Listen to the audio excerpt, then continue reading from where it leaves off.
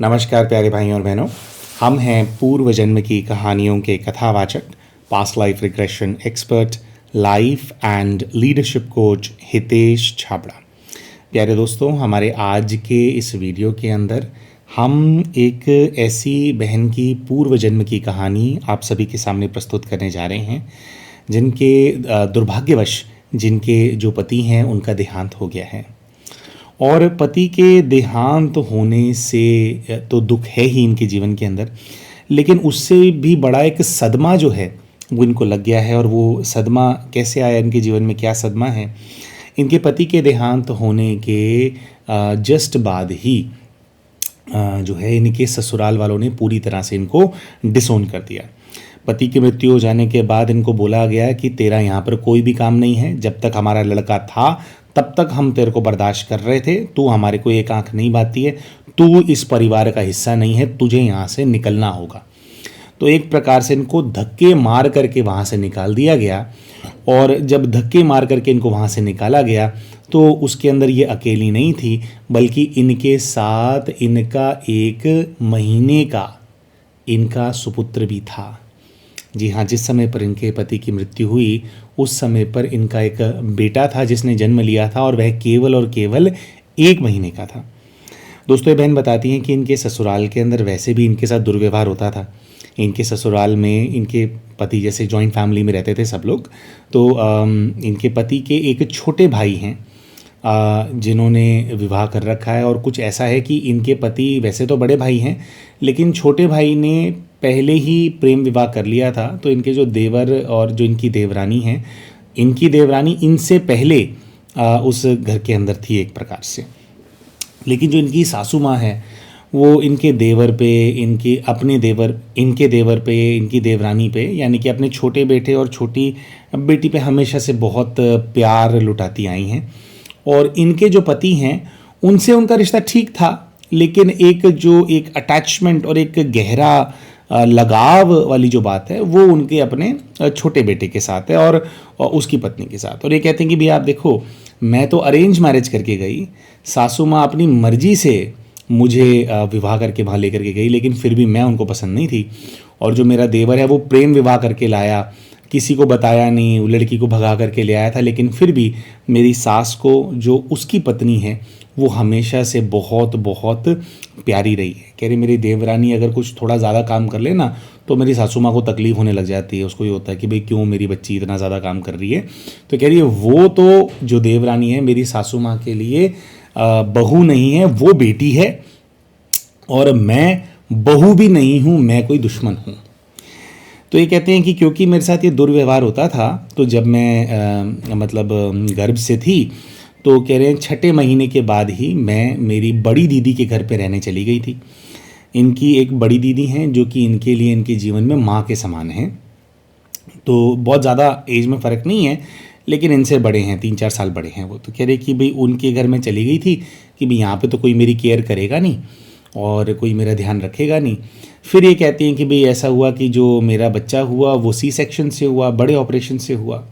तो कह रही क्योंकि वो हुआ था तो बहुत सारे टाँके होते हैं, बहुत सारे वो होता है। तो कह रहे मैं बेड पे ही थी, और अभी कहते हैं मेरा चलिया पूरा भी नहीं हुआ था। चलिया होता है वैसे, अगर जैसे बच्चा अगर नॉर्मल डिलीवरी से भी होता है तो भी कम से कम जो 40 दिन होते हैं, तो जो महिला होती है उसको भी ये होता है कि भाई उनको बिस्तर से नहीं उठना, उनकी अच्छे से सेवा की जाती है। बच्चा होने के बाद बच्चे की जो उसकी माँ होती है, जच्चा बच्चा बोलते हैं ना, वो उनकी मालिश वगैरह की जाती है, उनको अच्छी डाइट दी जाती है, अच्छा खाना खिलाते हैं, है ना, और ध्यान रखते हैं कि भाई जो उनकी बॉडी है वो रिकवर कर जाए। अब ऑपरेशन से हुआ है तो और ज़्यादा केयर। लेकिन आप देखिए इनके जीवन के अंदर कैसा दुख का पहाड़ टूटा इनके सर पे कि जब इनका बच्चा केवल 30 दिन का था, 1 महीने का था, तो इनके पास ऐसी खबर आती कि इनके पति की मृत्यु हो गई है। अब इनको पता चला वो ये है कि इनके पति वैसे बिल्कुल ठीक थे, लेकिन पता नहीं क्या हुआ कि अचानक से खबर ऐसे आई कि वो बीमार हो गए थे इनके पीछे से, और उनका जो पैनक्रियाज है वो डैमेज हो गया, एक प्रकार से फेल हो गया। हाउ देयर सेइंग कि कैसे हो गया पैनक्रियाज उनका डैमेज, पता नहीं चला आज तक भी। और कह रहे मैं अपने यहाँ दीदी के घर थी और ऐसे खबर आई कि वो उनकी मृत्यु हो गई है। तो कह रहे कि मैं जो है पूरी तरह से शॉक में चली गई और कह रहे मेरी हालत ऐसी थी कि मैं जा नहीं पाई अंतिम संस्कार पे, और कह रहे बच्चा तो था और मैं कमज़ोर थी, मुझे जाने नहीं दिया गया। तो कह रहे उसके 1 महीने बाद जब मैं वहाँ पहुँची, जब सब ख़त्म हो चुका था, और कह रहे मेरी उठने की भी हालत नहीं थी, मैं ऐसी स्थिति में थी अपने दीदी के यहाँ पे। तो वहाँ पे गए तो कह रहे कि उनको और बहाना मिल गया कि भी हमारा बच्चा, हमारा लड़का मर गया तो उसके अंदर आई तक नहीं, ऐसे ऐसे करके। और कह रहे समाज के अंदर ऑलरेडी बहुत बदनामी वगैरह वो मेरी कर चुके थे, और कह रहे हैं कि फिर उन लोगों ने मुझे घर से निकाल दिया। तो घर से निकाल दिया तो कह रहे मैं दीदी के यहाँ पे आ गई, क्योंकि इन्होंने ऐसा बताया कि इनके जो अपने मम्मी हैं और इनके जो अपने पिताजी हैं, 7-8 वर्ष पहले उन दोनों की भी मृत्यु हो चुकी है। तो इनके पास इनके माता पिता का घर भी नहीं है जहाँ ये जा सकते थे। और इनके घर के अंदर भी कहानी ये है कि जैसे जो माता पिता हैं तो अपनी जो भी जैसे प्रॉपर्टी वगैरह जो कुछ भी है वो इनका एक भाई है उसको दे करके गए हैं। भाई यहाँ पे रहता नहीं है, भाई कहीं अलग रहता है।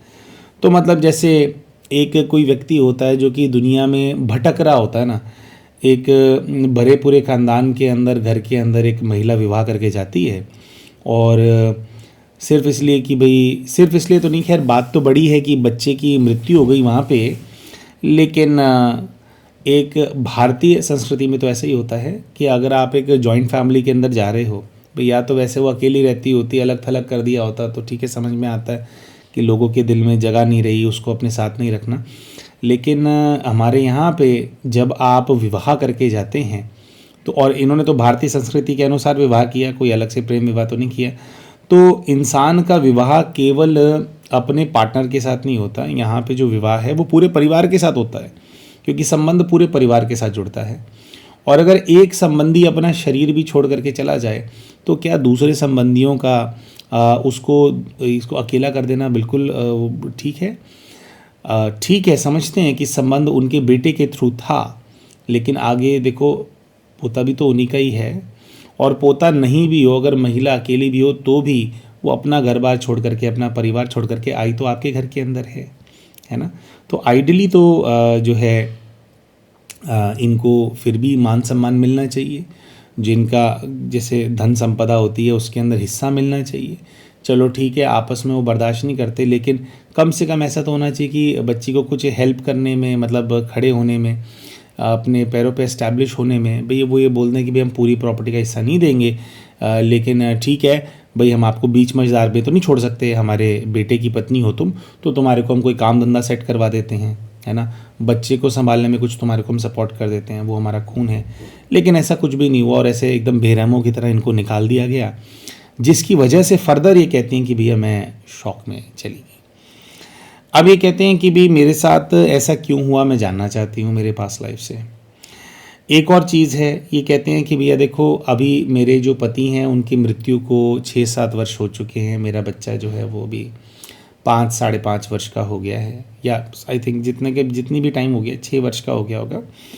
तो कहते हैं कि अभी मैंने कोई जैसे कुछ काम वगैरह करना शुरू किया है, तो कह रहे हैं कि एक दूसरे व्यक्ति हैं कोई जो कि मेरे संबंध संपर्क में आए हैं, और कहते हैं कि उनकी पहली पत्नी के साथ डिवोर्स हो गया, क्योंकि उनकी पहली पत्नी शायद किसी और को पसंद करते थे। तो कह रहे हैं कि उनका ना डिवोर्स चल रहा है उनके साथ। तो अभी कहती हैं कि भाई मैं बिल्कुल अकेली हूँ, और मैं ये सोच रही हूँ कि भाई मेरे को जैसे पति के जाने के बाद वो जीवन, जैसे कह रहे वैसे भी मेरे पति थे मेरे लिए, इधर अपनी मम्मी से और पापा की भी पहले ही मृत्यु हो चुकी थी। फिर कह रहे मेरे भाई बहन तो हैं, बड़ी दीदी है, एक बड़ा भाई है, लेकिन कह रहे हैं कि सबका अपना अपना जीवन होता है। तो कह रहे मेरा तो परिवार अधूरा है, और विवाह के भी कह रहे बहुत ज़्यादा वर्ष नहीं हुए थे, दूसरा वर्ष ही था मेरा विवाह का जब मेरे पति की मृत्यु हो गई। तो कह रहे हैं ये थोड़ा कुछ भाई हम एक दूसरे को पसंद करने लगे हैं, और एक हमारे कुछ आपस में शादी की बात भी चली है।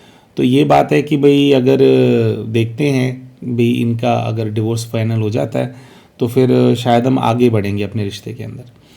लेकिन ये कहते हैं कि भाई मेरे को धोखा इतना बड़ा मिला है मेरे जो भी वाला रिश्ता है उसके अंदर, कि मेरे को ना हिम्मत सी नहीं हो रही है। तो मैं जानना चाहती हूँ कि ये जो भी मेरे जीवन के अंदर आए हैं, क्या भाई मुझे इनसे विवाह करना चाहिए, भाई इनसे मेरे पूर्व के जीवन का क्या कार्मिक कनेक्शन है, ये भी मैं जानना चाहती हूँ।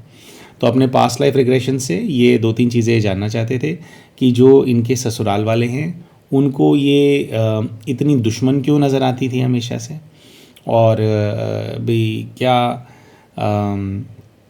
क्यों उन्होंने ऐसे निकाल दिया, और इतने बेरहम कैसे हो सकता है कोई इंसान।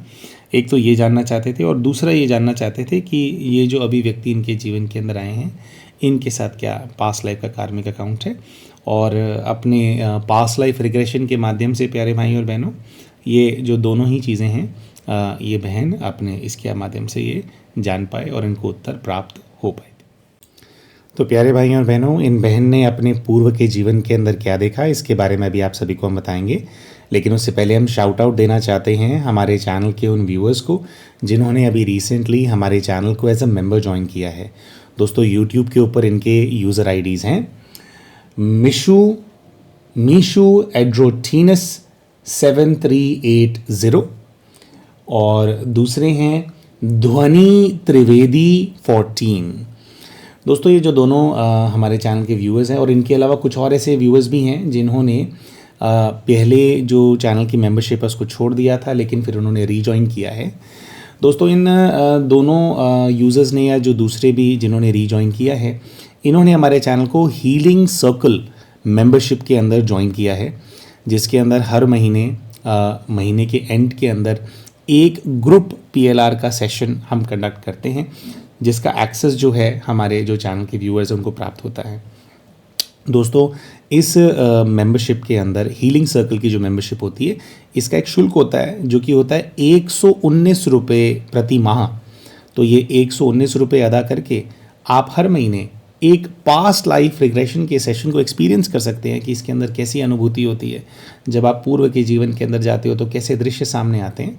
हम हमेशा कहते हैं जो 1-on-1 के अंदर पास्ट लाइफ रिग्रेशंस होते हैं, जैसे ये जो केस स्टडीज़ हैं, ये पूरा हमने वो लिखा हुआ है कि क्या हुआ कैसे हुआ, इतना डिटेल के अंदर तो सेशन नहीं हो सकता क्योंकि ग्रुप में होता है और एक ही समय पर 100-150 लोग सेशन कर रहे हैं, तो इसके अंदर जेनेरिक इंस्ट्रक्शंस दिए जाते हैं। लेकिन फिर भी एक अनुभूति के स्टैंड पॉइंट पे कि भाई कैसा अनुभव होगा वो जो है आप अनुभव कर पाते हैं। दोस्तों बहुत सारे भाई बहनों की एक बहुत लंबे समय से रिक्वेस्ट चल रही थी कि भैया एक ही ग्रुप PLR होता है, भाई पूरे महीने हमारे को वेट करना पड़ता है, या कई भाई बहनों की रिक्वेस्ट ऐसी भी थी कि भैया ये तो 8:30 PM आप करते हो, हम तो फॉरेन में रहते हैं, तो कोई मॉर्निंग में होगा या नहीं होगा, कैसे होगा। तो सभी भाई बहनों की रिक्वेस्ट को देखते हुए, और जैसा कि आपको पता है कि हम ऑनलाइन जो हमारा कंटेंट हम पोस्ट कर रहे हैं उसको लेकर के हम ज़्यादा विजिलेंट हो गए हैं, और डेली कोई ना कोई वीडियो आपके लिए हम पोस्ट कर रहे हैं। डेली लाइव Q&A, डेली तो नहीं लेकिन जब भी समय मिलेगा लाइव क्वेश्चन एंड आंसर के सेशंस भी करेंगे आपके लिए, और भी कई चीज़ें करेंगे। तो बहुत विजिलेंट हो गए हैं। तो उसमें से एक स्टेप हमने ये लिया है कि जो हमारा हीलिंग सर्कल का जो मेम्बरशिप है उसी का एक upgraded version healing circle plus भी हमने लॉन्च कर दिया है। अब हीलिंग सर्कल प्लस के अंदर जो मंथली शुल्क है, जो प्रति माह इसका शुल्क है, वो है 399 रुपये। लेकिन इसके अंदर महीने के अंत में PLR का वेट आपको नहीं करना पड़ेगा। जो भी भाई बहन हीलिंग सर्कल प्लस के अंदर एनरोल्ड होंगे उनका हर हफ्ते एक हिप्नोथेरेपी का सेशन कराया जाएगा। इसकी पूरी डिटेल्स का एक अलग से वीडियो हमने बनाया है, उसको भी हम 1-2 दिन के अंदर चैनल पे पोस्ट कर देंगे कि क्या क्या बेनिफिट मिलने वाले हैं।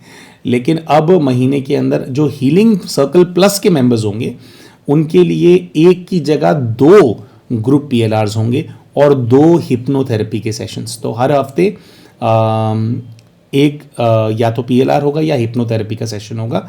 और ये जो 4 सेशंस महीने में होने वाले हैं इसमें से 2 सेशंस जो हैं वो इवनिंग में रखे जाएंगे, यानी 8:30 PM वाला ही टाइम जो पहले था, और 2 जो सेशन होंगे वो मॉर्निंग टाइम में कराया जाएगा 7 AM से 8 AM के बीच में। जब भी ये ग्रुप PLR या हिप्नोथेरेपी के सेशन होते हैं तो आपको पता है कि इसके अंदर जो हिप्नोसिस की स्टेट में ले जाने का जो प्रोसीजर होता है वो थोड़ा लंबा होता है प्रोसीजर, तो पौना घंटा 1 घंटा तो उसी के अंदर ही लग जाता है। तो ओवरऑल जो है 1.5 से 2 घंटे का जो समय है इन सेशंस के अंदर लगता है। लेकिन जैसे कि हमने कहा कि 2 सेशन सुबह के समय कराए जाएंगे और 2 सेशन वही इवनिंग वाले टाइम में कराए जाएंगे। तो अगर आप हीलिंग सर्कल के अंदर हैं तो अभी भी आपको वो मंथ एंड के अंदर जो हमारा ग्रुप PLR है आपके पास उसका एक्सेस है। लेकिन अगर आप हीलिंग सर्कल प्लस के अंदर आते हैं तो अब से आपको 4 जो हीलिंग के सेशंस हैं या हिप्नोथेरेपी के सेशंस हैं, जिसके अंदर 2 तो ग्रुप PLR होंगे, उनका एक्सेस आपको प्राप्त हो जाएगा। कई भाई बहन पूछते हैं कि भैया ये मेंबरशिप में हर महीने देना होता है। तो देखिए, अगर आप हर महीने सेशंस को अटेंड करना चाहते हैं, जो कि ज़्यादातर लोग प्रेफर करते हैं, तो आपका जो सब्सक्रिप्शन है आप उसको चालू छोड़ सकते हैं। लेकिन ऐसा भी होता है कि मान लीजिए आपने किया और आपको लगा नहीं यार उतना मज़ा नहीं आया, तो 1 महीने के बाद आपके पास ऑप्शन होता है, आप उसको कैंसिल कर सकते हो। लेकिन ये कैंसिलेशन और एनरोलमेंट हमारे थ्रू नहीं होता है, वो यूट्यूब पे डायरेक्टली होता है ना। तो आप जो हमारा वीडियो है उसके नीचे आप जो ज्वाइन बटन है आप उसको दबा करके आप देख सकते हैं कि एग्जैक्टली क्या इसका ज्वाइनिंग का कैसे का इसका जो है प्रोसीजर है, और दोनों के जो बेनिफिट्स हैं वो हमने मेंबरशिप के अंदर हमने वहाँ पे मेंशन किए हुए हैं। तो ऊपर आपको हीलिंग सर्कल नज़र आएगा और फिर उसके जस्ट नीचे हीलिंग सर्कल प्लस नज़र आएगा। तो जिस किसी के अंदर भी अगर आप एनरोल करना चाहें तो अकॉर्डिंगली आप उसको क्लिक करके फिर जो है आप ज्वाइन कर सकते हैं। आइए प्यारे भाइयों और बहनों, अब बात करते हैं कि जब ये अपने पूर्व के जीवन के अंदर जाते हैं तो जो पहला पूर्व का जीवन इनके सामने आता है उसके अंदर किस प्रकार के दृश्य इनको दिखाई देते हैं। तो ये अपने आप को पहले दृश्य के अंदर खुले आसमान के नीचे खड़ा हुआ देखते हैं। शाम का समय है, नीचे कच्ची ज़मीन है और कहते हैं कि थोड़ी सूखी वाली मिट्टी जो है इनको फील हो रही है पैरों के नीचे। पैरों को देखते हैं तो कहते हैं कि नंगे पैर खड़ी हूँ, और अपने आप को एक महिला के रूप में ही देखती हैं जिसने घाघरा चोली जो है पहना हुआ है। और ये कहते हैं कि मेरे को ऐसी फीलिंग सी आती है कि जैसे कोई ऐसी जगह हो जहाँ पर कई सारे पेड़ हैं, और जिनकी ओवरऑल पर्सनालिटी कहती हैं कि मैं अपने आप को एक लगभग 32 वर्ष की आयु की महिला के रूप में देख रही हूँ। पैरों में बिछुए पहने हैं और कान में झुमके हैं, और जितने भी गहने इन्होंने पहने हैं ये कहती है मेरे को फीलिंग आ रही कि जैसे लोहे के बने हुए गहने जो हैं मैंने पहने हुए हैं, शायद चांदी भी हो सकता है। कहते एक बहुत ही गरीब औरत का चेहरा मेरे को नज़र आता है। बारिश का मौसम है और ये जो महिला है इसकी किसी की राह देख रही हैं। अच्छा, और किसकी राह देख रही हैं? तो कहती हैं कि मैं किसी पुरुष की राह देख रही हूँ। और जैसे इनको हम बोलते हैं कि भाई देखो कि वो आया या नहीं आया, तो धीरे धीरे एक दूसरी छवि इनके सामने इमर्ज होने लगती है। एक पुरुष की छवि इमर्ज होने लगती है जिसकी राह ये देख रहे थे। उस पुरुष ने नीचे धोती पहनी है, ऊपर एक हाफ स्लीव या कट स्लीव टाइप की जैकेट सी पहनी हुई है, राजस्थानी पगड़ी है सर के ऊपर, और ये कहती हैं वो भी 32-33 वर्ष के हैं और मेरे पति हैं पूर्व के जीवन के अंदर, उनकी राह देख रही थी। काम पे गए हुए थे और कहती हैं कि भाई शादी अभी अभी हमारी हुई है, और ये कहती हैं कि इनको जब मैं देखती हूँ तो उस व्यक्ति की छवि मेरे मन में आ रही है जिनके साथ मैं विवाह करने के बारे में सोच रही हूँ कि वो मेरे पूर्व के जीवन के अंदर मेरे पति हैं। दोस्तों, हम आपको बताना चाहेंगे कि जो ये पूर्व का जीवन अभी देख रहे थे, ये इनके अभी के जीवन से जस्ट पीछे का जीवन जो है इनको नज़र आ रहा था। तो जो व्यक्ति हैं जिनके साथ ये आगे बढ़ने का सोच रहे हैं रिश्ते के अंदर, वो पिछले जीवन के अंदर इनके पति थे, इनको ऐसा नज़र आ रहा है। रिश्ता बहुत अच्छा है। फिर ये कहती हैं कि थोड़ा मेरे को ऐसा दिखाई देता है कि जो हमारा विवाह है उसको हो गए हैं 6-7 वर्ष हो गए हैं, क्योंकि पहले इन्होंने कहा था कि शादी शायद अभी हुई है, लेकिन फिर ये कहते हैं कि भाई मेरे को दिख रहा है कि भाई मेरी 2 बच्चे हैं जो मुझे नज़र आते हैं। एक 5 साल की बेटी नज़र आती है पूर्व के जीवन के अंदर, जिसको ये देखते हैं तो ये कहती हैं कि इनकी जो बहन है जिनके साथ ये रहती हैं, उनकी जो बेटी है वो इनको अपनी 5 साल की बेटी पूर्व के जीवन में नज़र आ रही है। एक छोटा बेटा नज़र आता है पूर्व के जीवन में, जो कि इनको दिखाई देता है इनके इस जीवन का अभी का जो इनका अपना बेटा है उसको देखते हैं। फिर ये ऐसा देखते हैं कि जो पिछला जीवन है उसके अंदर इनकी एक सास है और इनके एक ससुर भी हैं, लेकिन जो पूर्व के जीवन में सास और ससुर हैं वो इनके जो मृत हो चुके जो हस्बैंड हैं, उनके जो माता पिता थे, है ना, जिन्होंने इनको घर से निकाल दिया, उनको ये देखती हैं कि जो सास ससुर थे मेरे मृत हस्बैंड के, वो पिछले जीवन में इस लड़के के माता पिता हैं। पिछले जीवन में भी सास ससुर हैं, लेकिन जो पति है वो अलग है। पति वो वाले नहीं हैं जिनकी मृत्यु हो चुकी है, पति ये हैं जिनसे ये विवाह करने के बारे में अभी सोच रहे हैं। तो ये बताती हैं कि भी मेरा पूरा पूरा दिन पति का वेट करती रहती हूँ, पति से मुझे बहुत प्रेम है, लेकिन ये कहती है कि मेरी सास को, मेरा जो पूर्व का जीवन है उसके अंदर मेरी सास को मुझसे बहुत ज़्यादा घृणा है, और घृणा उसकी आंखों में मुझे साफ साफ नजर आती है। तो क्यों है? कह रही बस मैं उसे अच्छी नहीं लगती हूँ, शी डजंट लाइक मी। और हमने जैसे इनको कहा कि भी आप इनसे वो करो, बात करो कि भी क्या दिक्कत है। तो जैसे इन्होंने कहा तो इनको ऐसे मन में अनुभूति आने लगी कि सास ने कहा कि तू क्यों आई है यहाँ पे, और सास कहती हैं कि सास मुझसे बात नहीं करती है। वह कह रहे ये कहती है मैं अपने पति के साथ खुश हूं, लेकिन सास को मेरी खुशी बिल्कुल भी बर्दाश्त नहीं है। मेरी सास बहुत ज्यादा कुड़ती है अंदर ही अंदर से। अच्छा, तो वे क्यों कुड़ती है? तो वो ये कहती है कि वो जिस लड़की से अपने बेटे की शादी करवाना चाहती थी, उस लड़की से उनके बेटे ने शादी न करके मुझसे शादी कर ली है। इस बात की जो मेरे पूर्व के जीवन में सास है उसको बहुत ज्यादा मतलब आग लगी हुई है। अच्छा, वो लेडी कौन है जिससे शादी कराना चाहते थे? तो कहते हैं पूर्व के जीवन में ऐसा दिख रहा है कि जो मेरी सास है उनकी रिश्तेदारी में से कोई लड़की थी जिसको वो बहुत ज़्यादा पसंद करती थी। शायद बचपन से उन्होंने कुछ उसका ध्यान भी रखा था, लेकिन कुछ ऐसा हो गया कि उनका जो बेटा था पूर्व के जीवन में, एक उनका बेटा था, और तो उसी के साथ वो उसकी शादी कराना चाहते थे। लेकिन जो बेटा है उसको मैं पसंद आ गई थी, और मेरे थोड़ा बेटे का ऐसा था कि उसने बहुत फोर्सफुली घर के अंदर बोला, और बेटा ही जो घर को संभालने वाला, कमाने दबाने वाला था। तो जिसके चक्कर में जो सास थी पूर्व के जीवन में, उसकी इच्छा दब सी गई, तो वो शादी करवा नहीं पाई, क्योंकि लड़के ने बोल दिया था कि मैं इसको पसंद नहीं करता हूँ। तो शादी मेरे से हो गई। तो कह रहे मेरे सास को इसकी बहुत बहुत ज़्यादा तकलीफ़ है। और फिर जब इनको हमने बोला कि भाई आप देखो वो लड़की को आप जानते हो जिससे वो शादी कराना चाहते थे, तो ये बताते हैं कि हाँ वो सास की रिश्तेदार है, तो वो मिलने आती रहती है। तो उसको देखा तो इनको ऐसी फीलिंग आई कि इस जीवन के अंदर जो इनकी देवरानी है, जिसने इनके देवर से लव मैरिज की थी, और लव मैरिज करने के बावजूद भी वो इनके सास के जिगर का टुकड़ा है, बेटी से बढ़ कर के है, उसी देवरानी को इन्होंने पूर्व के जीवन में देखा कि वो वह कन्या है जिससे पूर्व जीवन में इनकी सास अपने बेटे से विवाह कराना चाहती थी। हालांकि बेटा अलग है, बेटा वो नहीं है जो इस जीवन का बेटा है इनकी सास का, लेकिन वो उनसे उसकी शादी जो है, विवाह जो है कराना चाहती थी। उनकी बहुत ही तीव्र इच्छा थी। तो यही इनको नजर आता है। इनसे हम पूछते हैं भी क्या हुआ जीवन के अंदर, तो ये कहते हैं कि पूरा जीवन भर खींचतान चलती रही आपस में। फिर थोड़े टाइम बाद जो सास है उनकी मृत्यु हो गई, फिर ससुर की मृत्यु होगी पूर्व के जीवन में।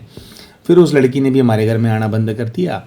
कह रहे लेकिन एक बहुत लंबे समय तक इनकी घृणा, इनका टॉर्चर जो है मैंने झेला, और सास को पूरे जीवन भर यही लगता रहा कि इसको मेरी बहू बन करके नहीं आना चाहिए था, मेरी बहू वही होनी चाहिए थी, मेरी बहू वही होनी चाहिए थी, मेरी बहू वही होनी चाहिए थी। शायद इसी कारण की वजह से दोस्तों इनके अभी के जीवन के अंदर जो जब ये बहू बन करके आए, तो अब इस जीवन के अंदर तो वो जो महिला हैं उनका पहले पिछले जीवन में तो एक बेटा था, लेकिन इस जीवन में दो बेटे थे।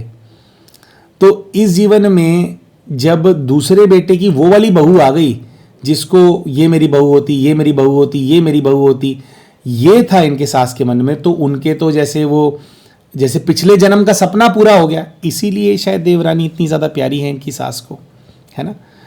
और इनके जो पति हैं, कुछ इन लोगों का आपस में ऐसा कार्मिक अकाउंट है कि उस कार्मिक अकाउंट के चलते उनके दूसरे बेटे की पत्नी बनकर के ये उनके घर के अंदर गए, और फिर इन सभी लोगों का दुर्व्यवहार जो है इनको झेलना पड़ा। अब वो क्या कार्मिक अकाउंट है वो तो समझ में आया ही नहीं। तो इनके जो गाइड हैं, इनके गाइड के पास इनको भेजा गया और गाइड से पूछा गया कि हे पुण्य आत्मा, ये बताएं कि क्या केवल मन में ये इच्छा होना, अब पूर्व के जीवन में भी इन्होंने अगर उनके लड़के से विवाह कर लिया था तो भाई इनकी कोई, तब तो कोई लव मैरिज तो थी नहीं, तो भी आप ही लोगों ने कराया, जैसे भी आपके लड़के की मर्जी थी, तो उसमें इस बच्चे की, इनकी क्या गलती थी जो उन लोगों ने इतना दुर्व्यवहार इनके साथ किया। तो गाइड ने कहा कि बच्चे, जो कार्मिक अकाउंट होते हैं और हिसाब किताब होते हैं, ये जन्म जन्मांतर के होते हैं, है ना। तो उन्होंने कहा कि बच्चे, और पीछे का जीवन है जिसके अंदर इस बच्ची ने उनके साथ बहुत गलत किया है, तो वो जीवन भी इस बच्ची को जो है देखने की आवश्यकता है। तो अभी के जीवन में जो इनकी सास, इनके देवर, इनकी देवरानी को इनसे घृणा है, और इससे पिछले जीवन के अंदर भी सास को इनसे जो घृणा थी, तो इस जीवन की जो घृणा है उसका कारण ये नहीं है कि पिछले जीवन में भी घृणा थी, अब कई जन्मों से वो ऐसे नफरत से इनको ट्रीट कर रहे हैं, है ना। मतलब पिछला जन्म भी पूरा नहीं हुआ, इस जन्म में तो, बल्कि इस जन्म में वैसे अगर देखा जाए तो कुछ समय इनको घृणा झेलनी पड़ी उनकी, और उसके बाद उन्होंने अपने जीवन से इनको निकाल बाहर फेंका। तो ठीक है, इनको भाई जो इनका हक है वो नहीं मिला, एक उस चीज़ की भाई वो मिल जाता तो कुछ इनको फाइनेंशियली अपने बच्चे को संभालने में, खुद को बड़ा करने में हेल्प मिलता, लेकिन एटलीस्ट वो लोग इनके जीवन से अब डिलीट तो हो गए हैं। तो अब जो इनको पता चलने वाला था, उसके बाद हम ऐसा समझते हैं कि बहन के मस्तिष्क से, माइंड से भी ये लोग डिलीट हो गए होंगे, और जो भी कुछ उम्मीद इनके मन में अपने ससुराल वालों से रही होगी, भाई सिर्फ आर्थिक नहीं होती, कुछ इंसान फिर भी इमोशनल उम्मीद रखता है कि भाई चलो मेरे बच्चे को तो प्यार करेंगे, कभी मेरा बच्चे को तो ये होगा, मेरे दादा दादी हैं, कभी दादा दादी मिलेंगे, इसको कुछ वो करेंगे। लेकिन फिर जो इन्होंने जीवन देखा, उसके बाद इनको पूरी क्लैरिटी आ गई होगी कि भाई क्या होने वाला या क्या नहीं होने वाला, कितना एक्सपेक्ट करना है, कितना एक्सपेक्ट नहीं करना, सब जो है इनको फिर समझ में आ गया होगा। तो फिर जैसा कि हमने कहा दोस्तों, इसके बाद एक और जीवन जो है अपने पूर्व का इन्होंने देखा। इनके गाइड ने खुद कहा कि और पीछे जाओ, और पीछे के जीवन में आपको जाना है।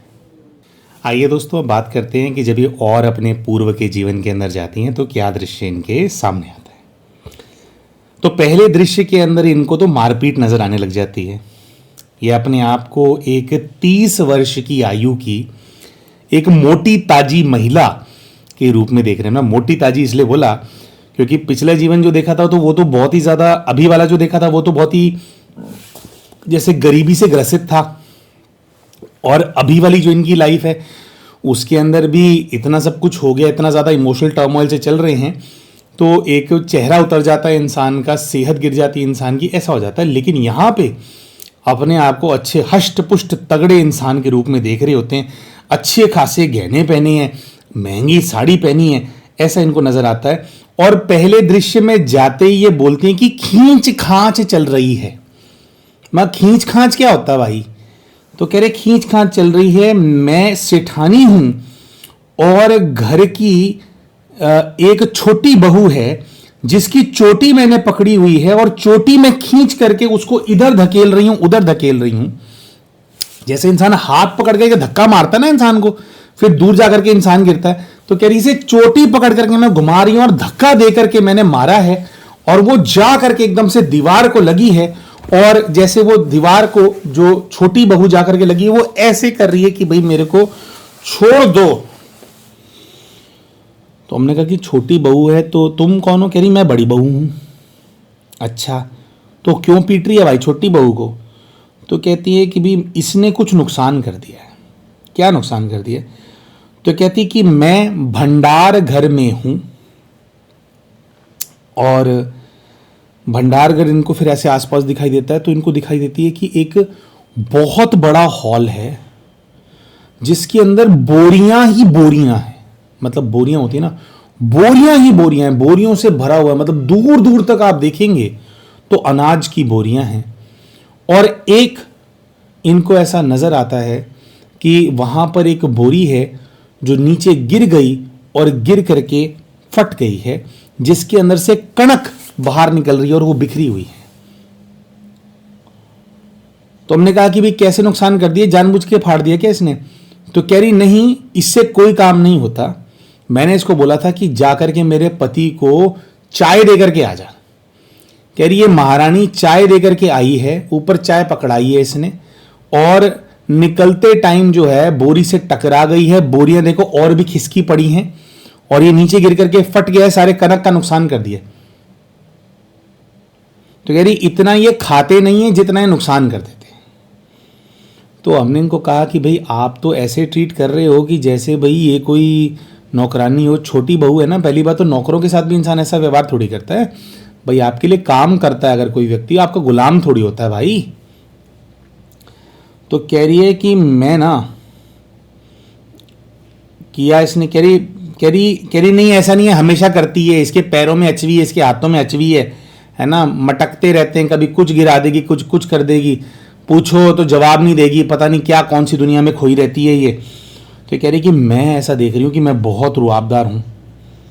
तो हमने कहा कि भाई अभी ये छोटी बहू है घर की, तो इसने भी कपड़े तो भी इसने भी आपके जैसे पहने होंगे। तो उनको ऐसी पर्सनालिटी नज़र आती है कि भाई कहने को छोटी बहू है, लेकिन इसके तो कपड़े जो हैं वो साधारण नज़र आ रहे हैं, और मेरे बहुत जो है शाइनी और ये सब नज़र आ रहे हैं। अब दोस्तों आप समझ ही गए होंगे, जिसको ये पीट रही हैं इस दृश्य के अंदर, इन्होंने देखा तो इनको नज़र आया कि वो इनकी इस जीवन की सास है जिसको मार रही हैं ये बुरी तरीके से। अच्छा, तो जिस पति को चाय देने के लिए भेजा था, तो कुछ ऐसा है कि बहुत बड़ा गोदाम है, और गोदाम के एक सेक्शन के अंदर लकड़ी की सीढ़ियां बनी हुई हैं। लकड़ियों की सीढ़ियों से ऊपर चढ़ करके एक ऑफिस सा बना हुआ, एक जगह सी है, मतलब कवर्ड ऑफिस नहीं है, लेकिन एक बैठने का स्थान है जहां पे टेबल कुर्सियां लगाकर कोई व्यक्ति बैठा है। तो वहां पर इनका पति है। उसकी तरफ ये देखते हैं तो इनको ऐसा नजर आता है क्योंकि वो उनके इस जीवन के जो पति थे जिनकी मृत्यु हो गई, उनको ही ये अपने पूर्व के जीवन का पति देखते हैं। अब विडंबना ये है, मतलब मेन बात ये है, आप देखिए कि हम इस जीवन में ऐसा देख रहे हैं कि जो इनकी सास है, इनके जो ससुर हैं, उनको उनके दो बेटे हैं, एक देवर और एक इनका पति था जिसकी मृत्यु हो गई। लेकिन अपने बड़े बेटे से उनको कोई खास प्रेम नहीं था, न्यूट्रल थे उसको लेकर के, है ना। लेकिन छोटे बच्चे से बहुत ज़्यादा लगाव। इसके भी देखो दोस्तों, देखो क्या कारण होते हैं। पूर्व के जीवन में देख रही हैं कि वो जो ऊपर सेठ है ना, जो इनका पति है, वो डायरेक्टली इन लोगों पे अत्याचार नहीं करता, लेकिन वो अपनी पत्नी को रोकता भी नहीं है कुछ खास। तो हमने पूछा कि भाई देखो आपको कुछ कह रहे हैं, तो कह रहे कि मेरे जो पति है ना, वो ना मुझे कह तो रहे हैं कि तुम ऐसा क्यों करती हो, मतलब इतना मारपीट क्यों करती हो। तो ये कहती हैं कि मैं उनको कह रही हूँ कि अगर मैं इनके साथ मारपीट ना करूँ ना, इनसे ऐसा बिहेव ना करूँ, ये सब कुछ खा करके ख़त्म कर देंगे, सब कुछ खा जाएंगे, हर चीज़ पे कब्जा कर लेंगे ये।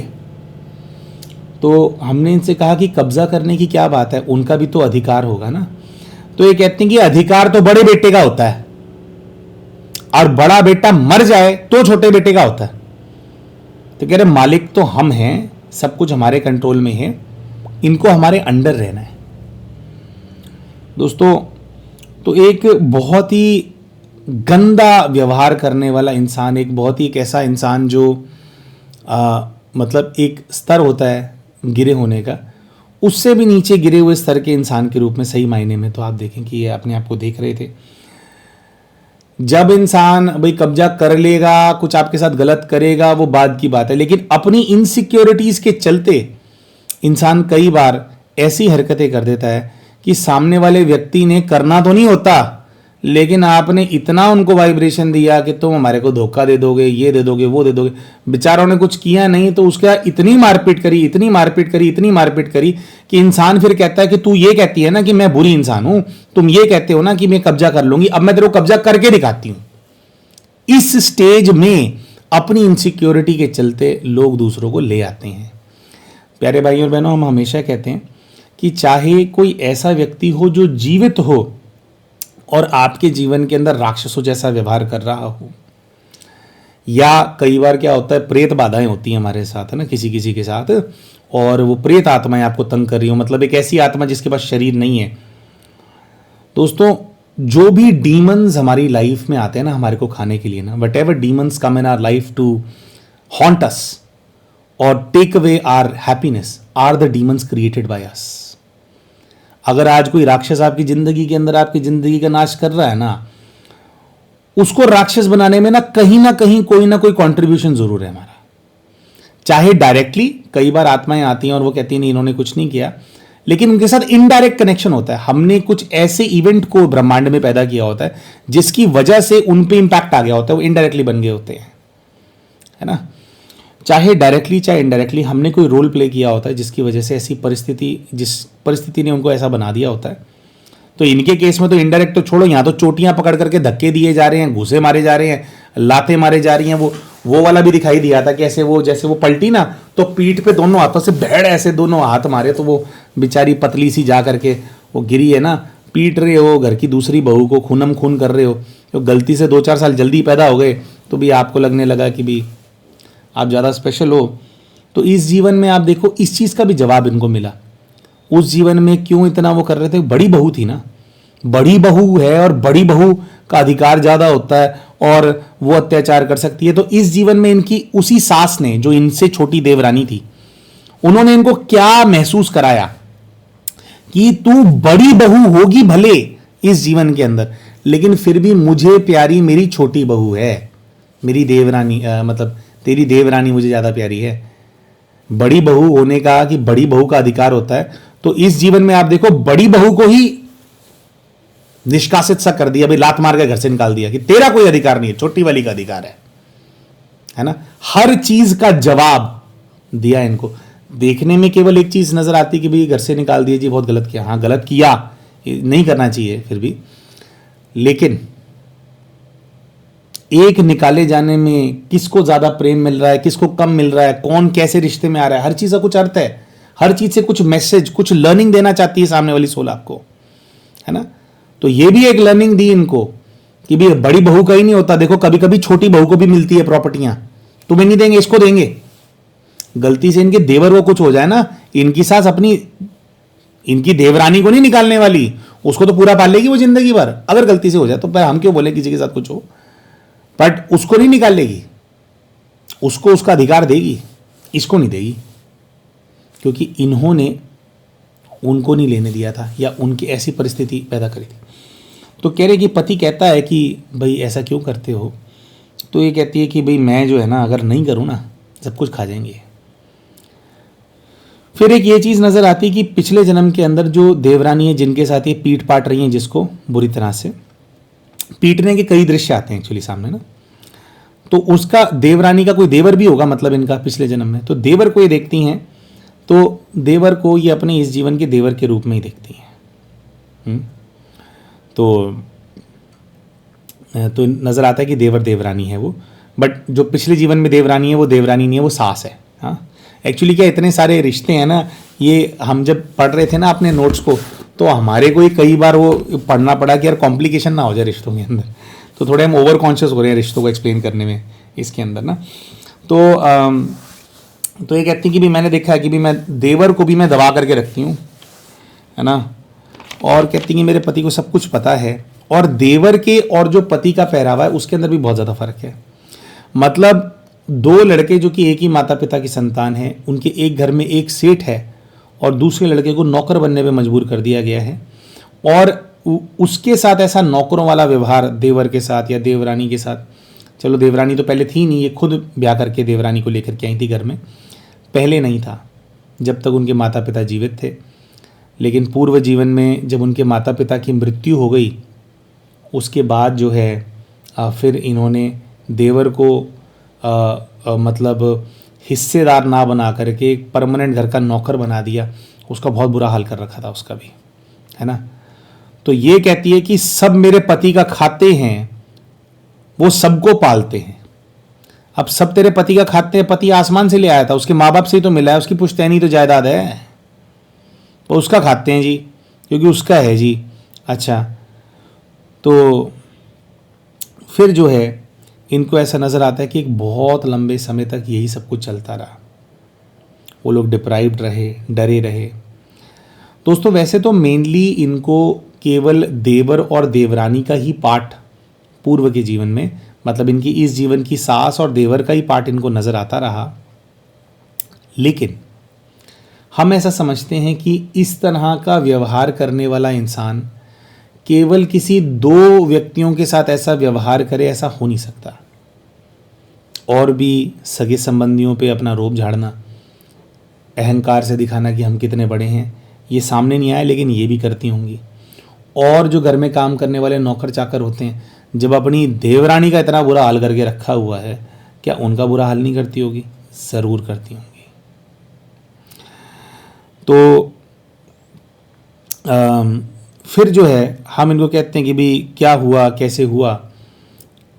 तो इनको ऐसा नज़र आता है कि वो जो शुरू का दृश्य था, लगभग 10 वर्ष बीत चुके हैं उसके बाद, और ये पूर्व के जीवन में अपने पति की जो मृत्यु है उसके ऊपर रो रही है, उसके शव को देख करके रो रही है और पागल सी हो गई है।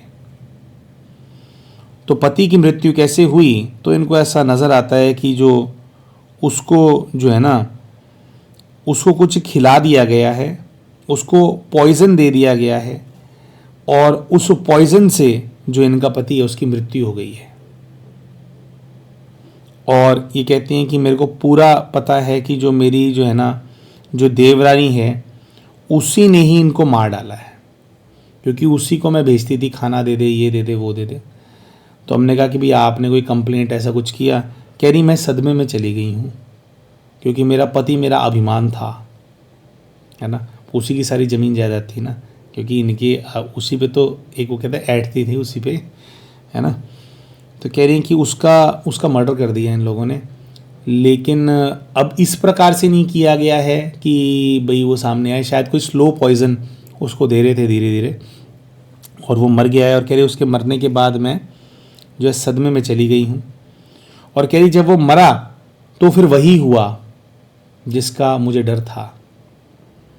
कह रही जो मेरा देवर है उसने सब कुछ टेक ओवर कर लिया, मेरे जो गहने हैं उसी तरह के गहने मेरी देवरानी जो है पूर्व के जन्म की, कह रही वो पतली है अभी भी, लेकिन उसके शरीर पे मुझे नज़र आ रहे हैं। मैं खुद को वाइट साड़ी के अंदर देख रही हूँ, लेकिन ये कहती हैं कि जो मेरी देवरानी है उसकी आंखों में मुझे नफ़रत ऐसी नज़र आ रही है कि ये वाइट साड़ी पहन करके भी यहाँ पे क्यों पड़ी है।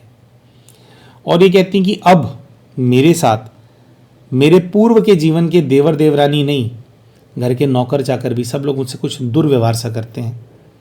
नौकरों की हिम्मत तो नहीं है कि मुझे पीट दे, देवर देवरानी की हिम्मत तो नहीं हो कि मुझे पीट दे, लेकिन मुझे खाना देंगे तो घृणा से देंगे, मेरी तरफ देखेंगे तो घृणा से देखेंगे। कह रही इनमें से कोई भी नहीं चाहता कि मैं यहाँ रहूँ, ये सब चाहते हैं कि मैं मर जाऊँ। और फिर कहते हैं कि अजीब सा एक दृश्य मुझे नज़र आता है कि कह रहे हैं कि भाई मैं जो है कहीं पर बैठी हूँ, कोई बहुत ठंडी जगह है, शायद बर्फ़बारी हो रही है, और कह रहे हैं कि मैं कहीं बैठी हूँ और मुझे ऐसा नज़र आता है कि किसी ने मेरे को आकर के मेरे कान में गोली मार दी, और कह रहे हैं मेरी मृत्यु हो गई है। अभी जो कान में गोली मारी वो इन्हीं लोगों ने मारी या कैसे था, शायद ये जो वैसे जो हमारे नोट्स हैं, जो कान में गोली मारी गई वो किसी और जीवन का दृश्य इमर्ज हो गया, लेकिन ये वाला जो क्योंकि जिसमें कान में गोली मारी उसमें इन्होंने खुद को पुरुष के रूप में देखा शायद। सॉरी, बहुत पुराना ये पीएलआर का केस है दोस्तों, जो निकाल करके आपके सामने हम प्रस्तुत कर रहे हैं। बहुत महीनों पहले किया था ये, ऐसे हमारे को मूड बना कि पुरानी कोई किताब उठाते हैं, उसमें से कोई निकाल करके सुनाएंगे आपको कहानी। तो ऐसा है, और एक बीच में से पेज भी गायब हो गया इसका ना, फट गया है। सो ये वाला जो जीवन है इसके अंदर फिर ऐसे इन्होंने जैसे दुखों के अंदर वो दिया, लेकिन लोगों की इनके साथ मारपीट करने की हिम्मत तो नहीं हुई, लेकिन वो इनको सबक ज़रूर सिखाना चाहते थे जो उस जीवन में वो ठीक से सिखा नहीं पाए। शायद उनका इनको सिखाया हुआ सबक यही था कि जो इनका पति था उसको उन्होंने मार दिया, वो पति के दम पे ही इनको ये था कि हमारा सब कुछ है, और इनका सब कुछ इनसे छीन लिया गया। दोस्तों यहाँ पे हो सकता है आप में से कई भाई बहन जो हैं उनको वैचारिक रूप से आप ऐसा सोचें कि भाई इन्होंने मार तो दिया उनके पति को, या उन्होंने अपना बदला ले तो लिया। दोस्तों हम ऐसा मानते हैं कि ना भाई मार देना किसी को बहुत गलत है, लेकिन ना मृत्यु से तो छुटकारा हो गया जैसे ना, एक प्रकार से ना, एक बार वो हो गई। एक होता है एक बार किसी को मार देना, एक होता है रोज किसी को मारना, रोज किसी को मारना, रोज उसके आत्मसम्मान को ठेस पहुंचाना, और रोज उसको दिखाना कि कैसे वो किसी लायक नहीं है, वो किसी काम के नहीं है। जब रोज इंसान को घुट घुट के जीने पे मजबूर किया जाता है ना, हम ऐसा समझते हैं दोस्तों कि वो ना एक बारी में किसी के मर्डर कर देने से ज़्यादा बुरी चीज़ है। क्योंकि आप भाई मारना है तो मार दो यार, लेकिन मार नहीं रहे हो, लेकिन सामने वाले इंसान को जीने नहीं दे रहे हो सम्मान के साथ, है ना। इसीलिए हम हमेशा कहते हैं मेरे प्यारे भाई और बहनों कि ना हम किसी को सम्मान न दे सकें, मान लीजिए कोई ऐसा व्यक्ति हो कि जिसको हम सम्मान नहीं दे सकते, तो कम से कम किसी का अपमान नहीं करना चाहिए। चलो इनके जीवन में, पूर्व के जीवन में दिखा वो लोग कोई गरीब लोग तो थे नहीं, इन्हीं के परिवार के सदस्य थे, लेकिन कोई गरीब इंसान होता है या किसी चीज़ से कोई ग्रसित इंसान होता है ना, किसी बीमारी से ग्रसित है या और उसको कोई कॉम्प्लिकेशंस हैं उसके जीवन के अंदर, तो अपने कॉम्प्लिकेशन से ना इंसान ऑलरेडी लड़ रहा होता है। हाँ, अगर कोई दरिद्री के अंदर पैदा हुआ है तो ज़रूर उसका कार्मिक अकाउंट होगा, उसने कुछ ऐसा किया है जिसकी वजह से उसकी धन संपदा जो है वो छिन गई है और उसको बहुत ही दरिद्री में जीवन जीना पड़ रहा है। इसमें कोई सेकंड थॉट नहीं है कि उसके कार्मिक अकाउंट्स हैं और उसने कुछ ऐसा किया है जिससे सब कुछ छिन गया उससे। तो वो जो छिन गया है, जो उसका जो डिप्रिवेशन है उसकी लाइफ के अंदर, जो हर चीज़ से वो डिप्राइव्ड है, वो उसको ऑलरेडी झेल रहा है। हम जब जाकर के इस बात को जताते हैं कि तू छोटा और मैं बड़ा, है ना, जेनेरिकली भी लोग ये चीज़ करते हैं, तो आपको लगता है कि भाई ये पैदा हुआ तो भाई ये डिज़र्व करता था या ऐसा कुछ करता था। वो जो डिज़र्व करता था उसको ऑलरेडी मिल रहा है। आप जब अलग से जा करके उसको बताते हो ना उस इंसान को, तो फिर आप अपना विक्रम बनाते हो। फिर ये जो ब्रह्मांड है, जो प्रकृति है, घूम फिर करके आपके पीछे पड़ जाता है कि ये समय तेरे जीवन में भी आएगा, तब देखेंगे कि तेरी क्या सोच है, तब देखेंगे तुझे कैसा फील होता है। अब हो सकता है हम लोग सोच रहे हों कि भाई जो आदमी गरीब है और ये जा करके जो उनको ताना मार रहा है उसके जीवन में भी इसीलिए हुआ हो क्योंकि उसने ऐसा किया हो। हाँ, ऐसा हो सकता है। ये जो कार्मिक अकाउंट्स की जो कहानियाँ होती हैं ना दोस्तों, ये ना सही गलत के बारे में कम होती हैं और इस चीज़ के बारे में ज़्यादा होती हैं कि कभी हम किसी का बुरा करते हैं, फिर कभी वो हमारा बुरा करते हैं, फिर हम बदला लेने के लिए बुरा करते हैं। तो एक लूप है, उसके अंदर हम फंसे हुए हैं। इसलिए अगर किसी ने हमारे साथ बुरा कर दिया ना, तो हमारे को ठीक है अत्याचार नहीं सहना। अगर अत्याचार अभी भी हो रहा है तो उसका प्रतिकार करो, लेकिन अगर कोई इवेंट हो चुका है आपकी लाइफ के अंदर, है ना, उसको अपने मस्तिष्क में मत चलाओ। Learn to forgive and forget in that scenario, है ना। अगर अभी कोई चीज़ गलत हो रही है तो आप देखो कि कैसे आप उस परिस्थिति में से बाहर निकलोगे। Think of a solution. नहीं, अत्याचार सहना नहीं चाहिए, लेकिन अगर कोई चीज़ हो गई और अब वो बीती हो चुकी है, उसको बीती कर दो, उसको जाने दो। उसको पकड़ करके रखोगे ना, तो आज जो राक्षस आपको पसंद नहीं आ रहे ना, आज जिन राक्षसों ने आपको दुख दिया है ना, उनसे बदला लेने के लिए वैसा ही राक्षस फिर आपको बनना पड़ेगा। ये तो हम नहीं चाहेंगे। तो इसलिए लूप से बाहर निकलने के बारे में हमारे को सोचना चाहिए और पुरुषार्थ हमारे को करना चाहिए, है ना। ठीक है जी। तो ये था दोस्तों इनके पूर्व के जीवन का केस, क्यों इनको निकाला गया। शायद इनके पति को मार करके इनको चैन नहीं, पूर्व के जीवन में उनको चैन नहीं मिला होगा। वो जो इतने सालों तक इन्होंने उनको डिप्राइव्ड रखा, रोटी तक नहीं देती थी ठीक से खाने के लिए, मारती पीटती इतनी ज़्यादा थी। हम ऐसा समझते हैं कि 10 साल 15 साल किसी के साथ इतनी मारपीट आप करो, उसको जलील करो और वो एक मर्डर कर दे, तो उसके साथ जो 10-15 साल हुआ ना, वो ज़्यादा भारी है उस चीज़ के ऊपर। हम कोई जस्टिफाई नहीं कर रहे कि क्यों इनके पति को मारा, तो जस्टिफिकेशन है, लेकिन आप जिसके साथ टॉर्चर हो रहा ना, जिसके साथ अत्याचार हो रहा है, आप उसको भी समझो। जो हमारे देश के क्रांतिकारी हैं, है ना, हम ये अत्याचार करने वालों को क्रांतिकारी नहीं बोल रहे, लेकिन क्रांतिकारी उनका भी क्या है कि क्यों वो इस जोन में चले गए कि भाई बम से उड़ा देंगे, ये अंग्रेजी अफसरों को गोली मार देंगे। क्यों करना पड़ा? क्योंकि रोज अत्याचार देख रहे थे, है ना। रोज अपने लोगों को आप जमीन पे रेंगता हुआ देख रहे हो, हंटर पड़ते हुए देख रहे हो, निर्वस्त्र करके उनको हंटर मारे जा रहे हैं, है ना, और आपसे आपका स्वाभिमान छीना जा रहा है। बड़ी बात ये नहीं थी कि हुक्मरान यहाँ पे थे या वो अंग्रेजी शासक थे और वो अंग्रेजी शासक जो है वो यहाँ पे राज कर रहे थे। पहले अंग्रेजी शासक नहीं थे, उससे पहले मुगल थे, वो नहीं थे, उससे पहले हमारे मुगलों को छोड़ो हमारे अपने राजे महाराजे थे, वो भी तो राज करते थे। तो राज करते हैं और कोई प्रजा होती है, इसकी तो आदत होती है लोगों को, है ना। ये तो अब डेमोक्रेसी बाद में आई है ना, लेकिन कोई राजा होता है, कोई प्रजा होती है, ये सिस्टम तो सबको पता होता है ना। तो हमारे अपने राजा भी होते थे पहले, है ना। प्रॉब्लम उस चीज़ की नहीं है, प्रॉब्लम इस चीज़ की है कि वो आपको जताया जाना कि तुम कम हो और हम ज़्यादा हैं, कि तुम्हारा कल्चर बेकार है और हमारा कल्चर तुमसे ज़्यादा महान है, क्योंकि तुम्हारी चमड़ी गोरी नहीं है इसलिए तुम कुछ कम हो। इस बात को रियलाइज़ कराना ज़बरदस्ती, और ये फील कराना कि हमारा कल्चर ज़्यादा महान, और रोज़ आपके स्वाभिमान को ठेस पहुंचाना, आपकी पगड़ी उछालना, ये जो हो रहा था, इसकी वजह से प्रतिकार किया लोगों ने जितना प्रतिकार किया, है ना। इसकी वजह से रेवोल्यूशंस हुए, इसलिए नहीं कि वो आ रहे थे और अपना बिजनेस कर रहे थे और कमा रहे थे, ये तो हमेशा से होता आया है ना। लेकिन जब आपका आत्मसम्मान कोई छीनने लग जाए, है ना, तो बहुत तकलीफ होती है, तो इंसान रोज़ मरता है उसमें ना।